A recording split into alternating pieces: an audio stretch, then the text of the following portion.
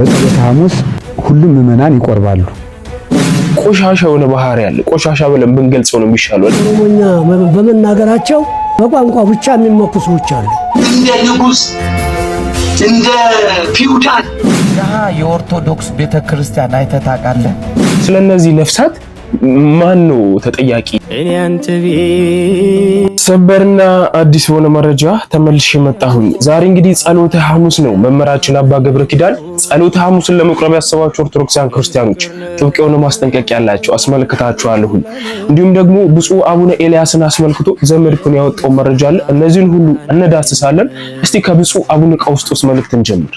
አንድ ገራፊ የጌታ ጀርባ ላይ አንድ ግርፋት አሳርፎ ሲነሳ የጅራፉ ጫፍ ላይ ሁልጊዜ እንደምትሰሙት ሹል የሆኑ አጥንቶችና ብረቶች ተቀምጠውበታል። የጅራፉ አንድ ገራፊ የጌታ ጀርባ ላይ ጅራፉን አሳርፎ ሲያነሳው እፍኝ ስጋ ይበተናል። ከጀርባው ተነስቶ አየር ላይ ይበራል።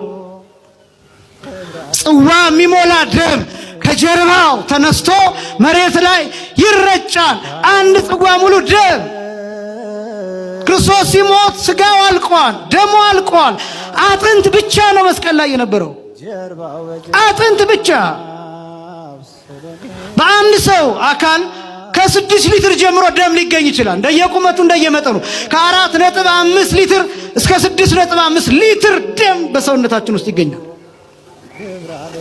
ክርስቶስን በመካከለኛ ቁመት ብንወስደው 6 ሊትር ደም እንደ ሰውነቱ ስለሚተነተን 6 ሊትር ደም ፈሶ እስኪያልቅ ድረስ ክርስቶስ ተገርፏል። መታረድ ማለት ይሄ። ኦሮሞኛ በመናገራቸው በቋንቋ ብቻ የሚመኩ ሰዎች አሉ። አዎ እኔ ኦሮሞኛ መናገር ባልችል ኦሮሞውን ታሪክ ተከታትዬ ለማውጣት ጥረት አድርጌያለሁ። እኔ አባት አቡነ ጴጥሮስ በአባታቸው ኦሮሞ መሆናቸውን ያወቅሁ እኔ ነኝ፣ የጻፍኩ እኔ ነኝ። አሁን ዛሬስ ኦሮሞ በመናገሩ ይመካብኛል አንዳንዱ። አዎ እና ይሄ ደግሞ የሚያለያይ አይደለም። ቤተ ክርስቲያን በቋንቋ በዘር በሐረግ አይደለም፣ ሁሉም አንድ ነው። አሁን ይህን ያህል ችግር ውስጥ የገባንበት በማያውቁ ሰዎች ነው። ሳይቸግር ብዙ ነው መከራ የደረሰብን። አሁን ባለፈው እኔ ለራሴ እዚህ እንኳን ታምነው አላረፍኩም እና ለመገነጣጠል እንዲመቻቸው በዘመናችን የተፈጠሩ ልጆች ብዙ ተንኮል ፈጥረዋል። በትውልዱ ልቡና እሾህ ዘርተዋል። እንግዲህ የብፁዕ አቡነ ቀውስጦስን መልእክት እንደተመለከታችሁት ነውና ሺህ ጊዜ የምንናገረው ቃላቶች ናቸው። በተለይ ደግሞ አባቶቻችን ላይም ይህንን ነገር በሰፊው እንመለከታለንና ሁሉም የራሱን ብሔር ይዞ ቤተክርስቲያን ውስጥ ለማራመድ የሚሞክረው በጣም ቆሻሻ የሆነ ባህሪ ያለ ቆሻሻ ብለን ብንገልጸው ነው የሚሻለው። ለምን መሰላችሁ? እንደ ዘረኝነት መጥፎ ነገር የለም። ስለዚህ ቆሻሻ መባል ራሱ ሲያንሰው ነው። ብፁዕ አቡነ ቀውስጦስ ይሄንን አንስተው ነው የተናገሩትና በዚህ ሰዓት እንግዲህ እውነት ከሃይማኖታቸው ከሚመኩ ይልቅ በብሔራቸው የሚመኩ ብዙ እምነት አላቸው። እኔ እንጃ ምን ብዬ እንደምናገር አላቅምና አባታችን ከዚህ አንፃር እንግዲህ በየትኛውም ሁኔታ ውስጥ ብንገባ ዘርን የተባለውን ነገር አውጥተን መጣል እንዳለብን መጠሪያ ብቻ እንደሆነ ልንገነዘበው ይገባል። አባታችን ቃለ ሕይወት ያሰማልን። ወደ ዘመድኩን በቀለ መረጃ እስቲ ልውሰዳችሁ። ሰሞኑን በጣም አባቶች ላይ እንግዲህ አንዳንድ መረጃዎች ሲያነሳ ነበረ። ብፁዕ አቡነ ኤልያስን አስመልክቶ ሀገረ ስብከታቸውን እየተቆጣጠሩ አይደለም ብሏል። እሱን እናድምጥ። ለብፁዕ አቡነ ኤልያስ መልእክት አስተላልፋለሁ። ብፁዕ አቡነ ኤልያስ 20 ምናምን ዓመት 30 ዓመት ሊሞሉ ነው። ደውቄ የደቡብ ልጆችዎትን የአብነት ትምህርት ቤት አይከፍቱ፣ ሄደው ገጠር አይመርቁ፣ እንደ ንጉስ እንደ ፊውዳል አርባ ምንጭን ይዘው ተቀምጠው ገጠሪቷን ለአውሬ አሳልፈው ሰጥተው ዛሬ ቤተክርስቲያን ፍዳዋን ታያለች። ፍዳዋን ታያለች። እግዚአብሔር ይፈርዳል። እግዚአብሔር ይፈርዳል። በደቡብ ኢትዮጵያ ለጠፋው ነፍስ በሙሉ ተጠያቂው እነ ብፁዕ አቡነ ኤልያስ ናቸው። ብፁዕ አቡነ ኤልያስ ተጠያቂ።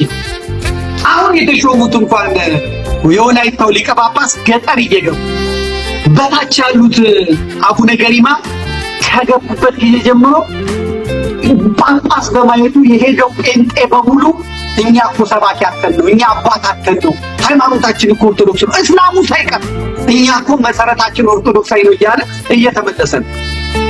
እና አቡነ ኤልያስ ግን የደቡብን ሕዝብ አንገቱን ሊያስደፉት ሰባኪ ሳይመድቡ እርሶ ገጠር ሄደው ሳያጽናኑ እንደ ንጉሥ እንደ ሎርድ እንደዚህ እንደ ፊውዳል እንደ እንትን ከተማ ብቻ በመቀመጥ ግብር በመሰብሰብ ቀረጥ በመሰብሰብ ለስጋ ምቾቶ ብቻ ድሎቶ ብቻ ጵጵስናው መንፈሳዊ እንትኑን ስለተጠቀሙበት እግዚአብሔር በምድር ባይጠየቁ በሰማይ ይጠየቁበታል።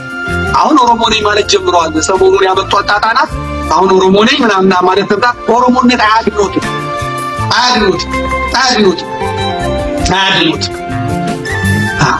ለጠፋው በደቡብ ለጠፋው ኦርቶዶክሳዊ ለለዩ ጩፋ መጫወቻ ለሆነው ኦርቶዶክሳዊ ከኢትዮጵያ ኦርቶዶክስ ተዋሕዶ ቤተክርስቲያን ሊቃነ ጳጳሳት ውጪ ተጠያቂ የለም።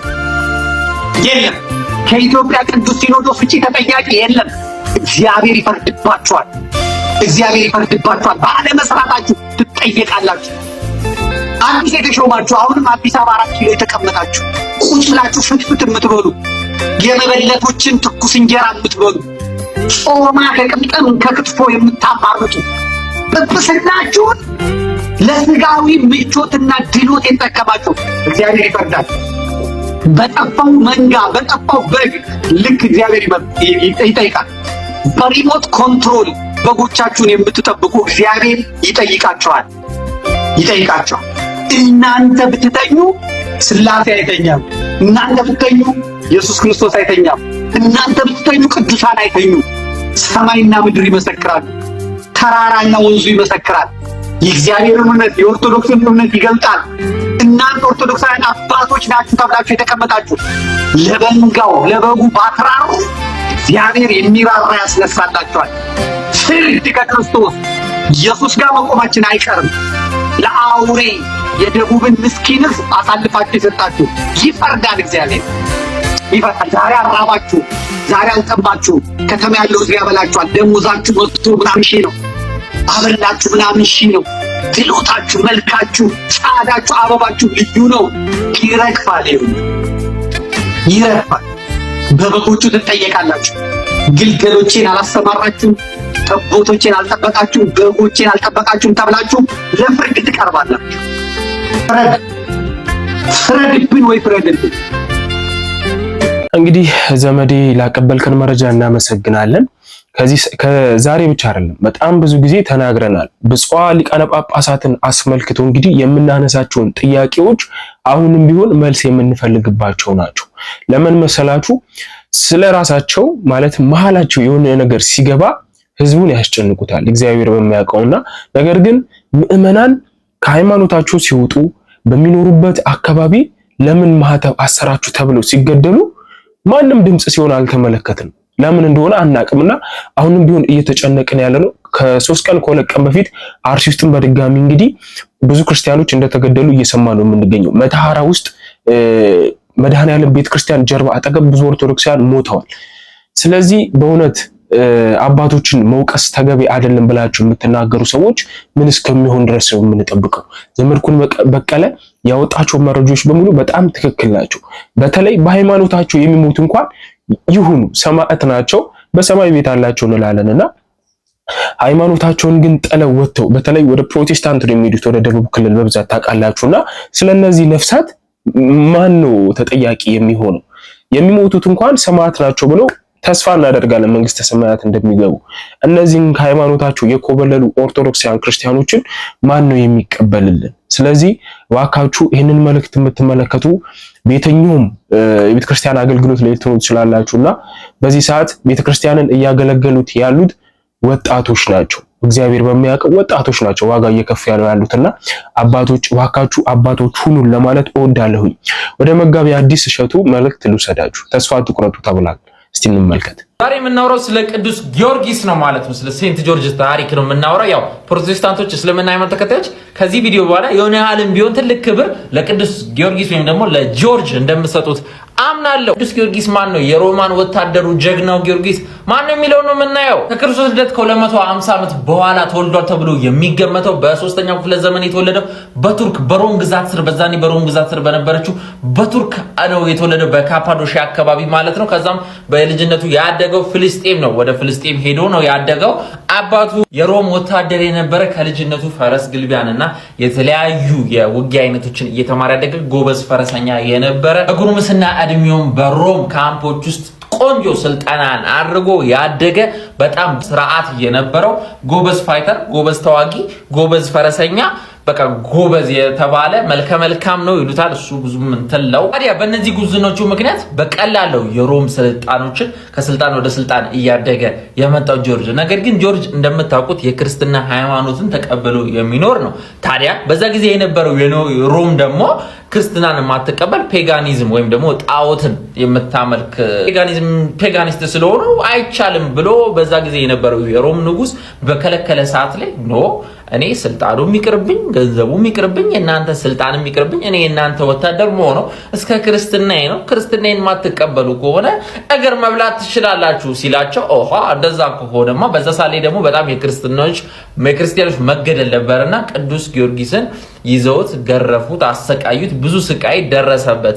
ታዲያ በዚሁ ለማል እኔ ብሆን ሃይማኖቴን እቀይራለሁ፣ ምናልባትም እናንተም ልትቀይሩ ትችላላችሁ። ቅዱስ ጊዮርጊስ ታዲያ ጀግና የሚያደርገው ኖ እኔ ላመንኩበት ነገር ሞታለሁ፣ ስልጣኑ ምኑ የሚቅርብኝ እኔ መገዛው ለክርስቶስ ነው በማለት ከብዙ ስቃዮች በኋላ ተገሏል፣ ሞቷል ማለት ነው። ሃይማኖቱ ላይ ተነስቷል ምናምን እሱ አይመለከተንም። እኛ ዋናው ነገር ይህ ሰው ላመነበት ነገር ለዚያውም ደግሞ ስልጣን እያለው ገንዘብ ማግኘት እየቻለ ማደግ ስልጣን ላይ ስልጣን እንደራረው ትልቅ ደረጃ መድረስ እየቻለ ኖ ይሄ ከኔ እምነት ጋር አይሄድም፣ ስርዓቴም አይደለም፣ እንደዚህም አይደለም ያደግኩት እኔ ክርስቲያን ነኝ ብሎ ላመነበት ነገር አንገቱን ህይወቱን ሰጥቷል። እንደ ሰው እንደ ወታደር ጀግና ወታደር ምንም የማይፈራ ጎበዝ ተዋጊ ስልጣንን እንትልሲያውን አላማውን ያመነበትን ነገር ያስቀደመ ትልቅ ሰው ነውና ለቅዱስ ጊዮርጊስ ክብር ያስፈልገዋል። ጽድቅና ምናምን ባይሰጠው ለማለት ያለው በቀድሞ ጊዜ የነበሩ የእስልምና ሃይማኖት ተከታዮች ራሱ ቅዱስ ጊዮርጊስን እንደ አሪያ ያዩት ነበር። ለምን የፔጋኒዝም የጣዖትን ስራ የደመሰሰ ተብሎ ስለሚታሰብ ይህንን ምስል የጣዖቱ ስራ ብላችሁ ብታሰቡት የጣዖት አምልኮ ፔጋኒዝምን የወጋ ተብሎ የሚታሰብ ሲምቦሊክ ነው ተብሎ ይታመናል ከሂስትሪ አንፃር። ፕሮቴስታንቶችም እህት ወንድሞቼ ከዚህ በኋላ ቅዱስ ጊዮርጊስ ሲባል ፍቅር እሺ ለክርስቶስ የሞተ ሁሌም እሱን አስታውሱ ለማለት ያለው ሌላው ሌላ ነው ልላችሁ ነው። ምምና ደውኛን እያያችሁ ተስፋ አትቁረጡ። እንደው ዝርክርኩም መነኩሴ ዝርክርኩም ጳጳስ ዝርክርኩም መጋቢ አዲስ እያያችሁ ተስፋ እንዳትቆርጡ። እኛን አልፋችሁ ከኋላ ተመልከቱ። ምምና ማርያም ከልቤ ነው የምላችሁ። እኔ ተስፋ ማልቆርጠው በሁለት ምክንያት ነው። አንደኛ ቤተክርስቲያኔን ከሶስተኛ ሰው ከመስማት አምልጫለሁ እንኳን ተማርኩ። ሶስተኛ ሰው ማንንም አያታለኝ። እኔ ፓትርያርኩ ነገር ጳጳሳቱ ሲኖዶስን ሰብስበው ጴንጤ ሆኛለሁ ብሎ እኔ በጣም ነው ሳቄ የሚመጣው እንጂ አይገርመኝም። ምክንያት እሳቸውን አልፌ እሷን አግኝቻታለሁ። ምን ቸገረኝ እንዴ እኔ ጳጳሱ እንደዚህ ኮነ ታዲያ ምን ይፈጠር? ሰባኪ እንትና እንደዚህ ኮነ ታዲያ ምን ይፈጠር? በፊትም አልገባም ሳይገባ ወጣ። ምን ገብቶ ነው እንዴ? አንዳንዱ ወጣ ይሉኛል። መቼ ገብቶ ነው የወጣው? እመብርሃን ነው የምላቸው አልገቡ። እንግዲህ ብዙ ጊዜ የምናነሳው ሐሳብ ነውና አንዳንድ ሰዎች ከቤተ ክርስቲያን ለምን ወጣችሁ ተብሎ ለተጠየቁት ጥያቄ የሚመልሱት ነገር ይሄ ነው። ቄሶቻችሁ ጠላ ይጠጣሉ፣ አባቶቻችሁ ብሔርተኞች ናቸው፣ ብዙ አይነት ጥያቄ ይነሳልና አስቡት።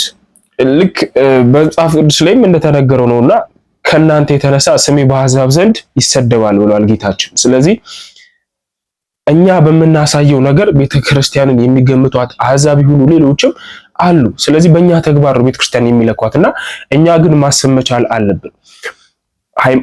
ቤተክርስቲያን ሊወክላት የሚችለው ክርስቶስ ብቻ ነው። ልንመለከትም የምንችለው እሱን ብቻ ነውና ብዙዎች እግዚአብሔር በሚያውቀው በአባቶቻችን ድክመት ምክንያት በአገልጋዮች ድክመት ምክንያት ስነ ምግባራቸውን እያዩ ከቤተክርስቲያን ሸሽተው ይቀርባሉ።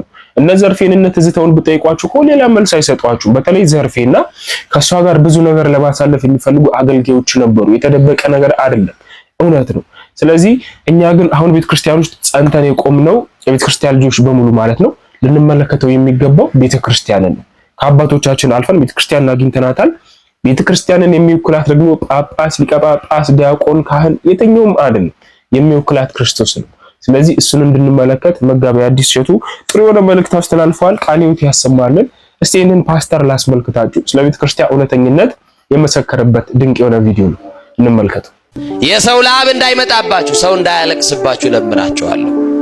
ደሃ እንዳያዝንባችሁ እለምናችኋለሁ። የሚሞት ሽማግሌ እንዳይረግማችሁ እለምናችኋለሁ። የሚያድግ ልጅም እንዳታሳዝኑ እለምናችኋለሁ። የእግዚአብሔርን እንዳትሰርቁ እለምናችኋለሁ። በላባችሁ እንድትከብሩ በሰራችሁት አስራት እንድታወጡ እለምናችኋለሁ።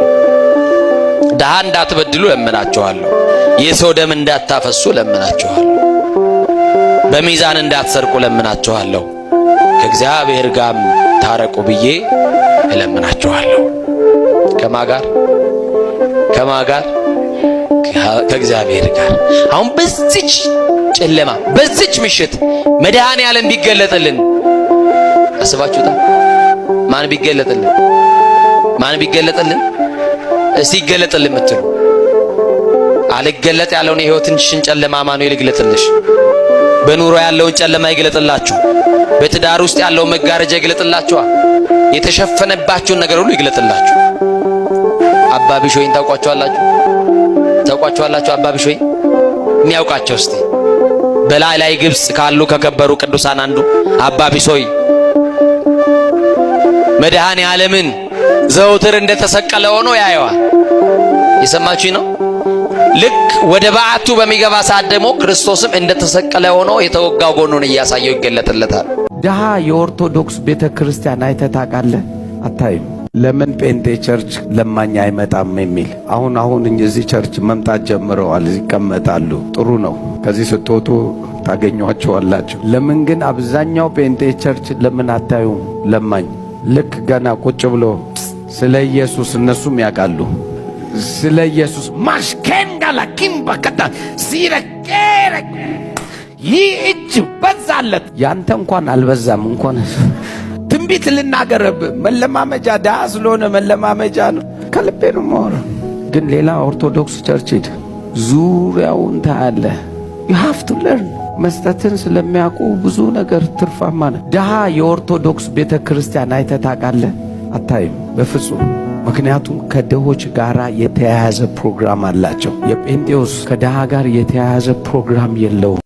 በመጽሐፍ ቅዱስ ላይ እቺ ቤተክርስቲያን እውነት ስለሆነች ብዙ የምናነሳባቸው ጥቅሶች ሊኖሩ ይችላሉና እኔ ግን በጣም ብዙ ጊዜ በግል ሳይሆን የሚደንቀኝ መምህር ዶክተር ዘበነ ለማም ሲያስተምር በአንድ ወቅት የሰማሁት ነገር ልክ ጴጥሮስና ዮሐንስ ወደ ቤተክርስቲያን ሲሄዱ ጌታችን ከሞተ በኋላ አንድ የነቢጤ ቤተክርስቲያን ላይ አግኝቶ ነበርና የምንሰጥ ነገር የለንም፣ ይልቁንስ በጌታችን በኢየሱስ ክርስቶስም ተነስና ተመላለስ ብለው ነው የተናገሩት። ስለዚህ አስባችሁታል? ከዛ ሰዓት ጀምሮ ሐዋርያት በነበሩበት ሰዓት ጀምሮ እነዚህ የነቢጤዎች ወይም ነቢያን ብለን የምንጠራቸው የሚቀመጡት ቤተክርስቲያን አጠገብ ነው።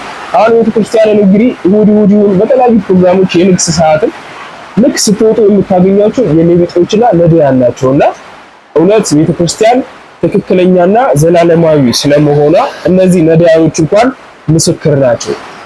ምክንያቱም ጌታችን በምድር ላይ በነበረበት ሰዓት ላይ ሲከተሉት የነበሩት ህመምተኞች፣ ነዳያን፣ ብዙ ህመምተኞች በደዌ የተያዙ ናቸውና እነዚህን በደዌ የተያዙ ሰዎች እነዚህን የነቢጤዎች የምታገኙት በዚህ ዘመን የክርስቶስ አካል የሆነችው ቤተክርስቲያን ነው። ስለዚህ በሙሉ ወቃፋችንን ሞልተን ቤተክርስቲያን እውነተኛ ነች ብለን የምንናገረው ከነዚህ ምልክቶች አንፃር የተገኘ ነውና ፓስተሩም እንግዲህ መስክሯል። ለማንኛውም እንግዲህ ይሄንን ምስክር ስለሰጠ እናመሰግናለን። በመጨረሻም ማስመለከታችሁ ወደ ርዕሳችን ስንመለስ ዛሬ ጸሎተ ሐሙስ ነው።